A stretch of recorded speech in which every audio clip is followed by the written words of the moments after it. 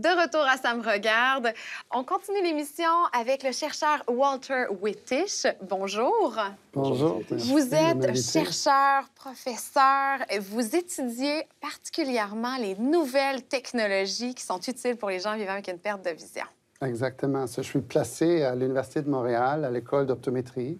Et on a comme une des façons d'étudier les aides techniques établi un labo de recherche concentré sur les aides techniques spécifiquement dans le contexte de réadaptation déficience visuelle. Qui est affilié à l'école d'optométrie de l'Université de Montréal. Exactement. On a décidé de créer un réseau, si vous voulez, qui peut inclure toutes les ressources nécessaires et possibles. Par exemple, à Montréal, on a aussi la collaboration de l'Institut Nazareth-Louis Braille et de MAB Mackay pour inclure accès aux clients, aux utilisateurs, et aussi d'avoir l'opinion des cliniciens qui travaillent avec la population pour nous aviser quelles sont les priorités et quelles sont les questions les plus pertinentes.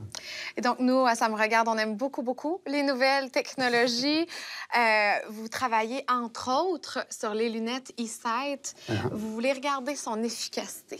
Oui, une des questions qui était posée par eSight, la compagnie elle-même, c'est est-ce qu'on peut démontrer l'efficacité spécifiquement dans le contexte de la perspective de l'utilisateur? Parce que souvent, les technologies sont un peu évaluées de l'extérieur, mais on aimerait vraiment avoir l'opinion des utilisateurs. À cause de ça, ils ont décidé de faire une étude relativement large en Amérique du Nord, et une des branches de cette étude s'est déroulée chez nous à Montréal, dans notre labo.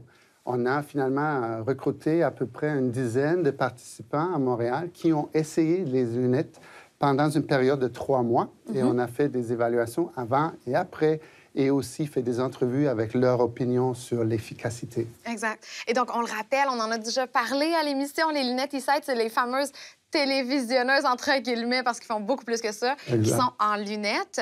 Et jusqu'à maintenant, est-ce que vous avez déjà des résultats de cette étude-là sur l'efficacité? Qu'est-ce que ça donne? Oui, les résultats sont à peu près finalisés maintenant parce que tous les sites en Amérique du Nord ont complété leur recrutement et leur évaluation. Une des choses que je trouve très intéressante, c'est l'effet, le bénéfice va apparaître immédiatement. Parfois, on a des questions, est-ce que ça prend un peu plus de temps? Est-ce qu'il y a besoin des gens s'habituer? Mais évidemment, le moment où vous mettez les lunettes, c'est ça le bénéfice.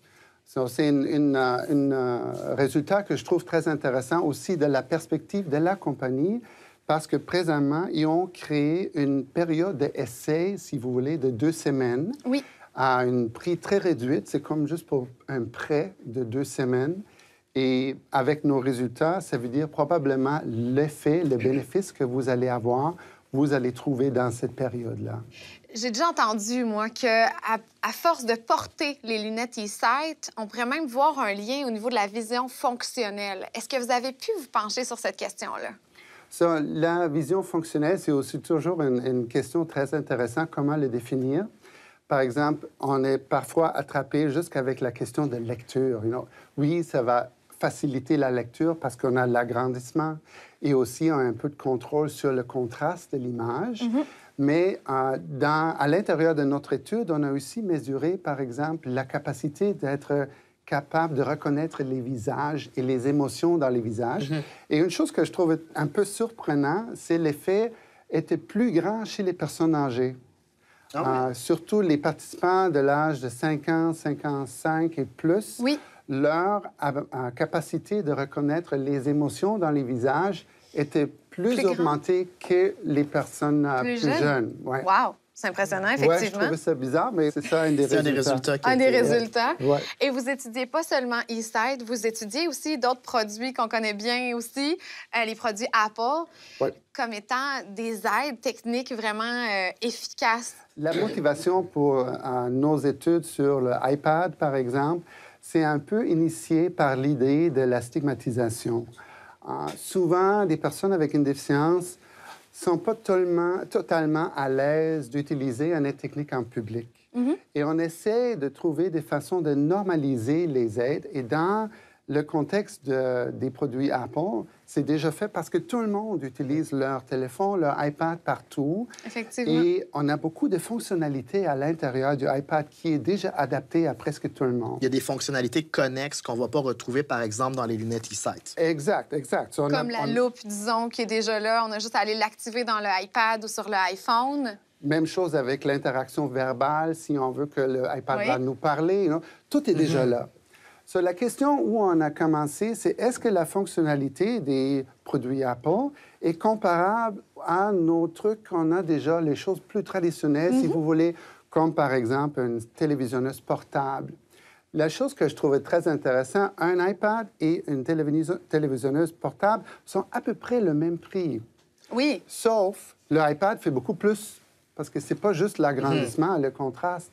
So, est-ce qu'on peut peut-être démontrer avec des données pertinentes si des assurances, Un assureur, comme la la régie, RAMQ, par exemple, Exactement. peut contribuer à cette idée de peut-être financer partiellement une aide technique qui est vraiment une technologie courante et qui existe servirait dans la déjà. vie de tous les jours et qui ferait le même travail qu'une télévisionneuse, mais bien plus encore. Est-ce qu'on peut espérer, en terminant, que vos travaux soient pris en considération par exemple, la RAMQ? J'espère que c'est ça le but final vraiment de notre travail, parce que le besoin des clients, le support des centres de réadaptation et aussi les données pertinentes des chercheurs, peut-être on peut faire un cas très fort pour diriger comment RAMQ, par exemple, va dépenser En plus que c'est une étude qui est indépendante en plus, donc ça donne de la force à votre évaluation. Exactement. Bien, merci beaucoup pour votre travail. Merci, M. Wittich. Merci beaucoup.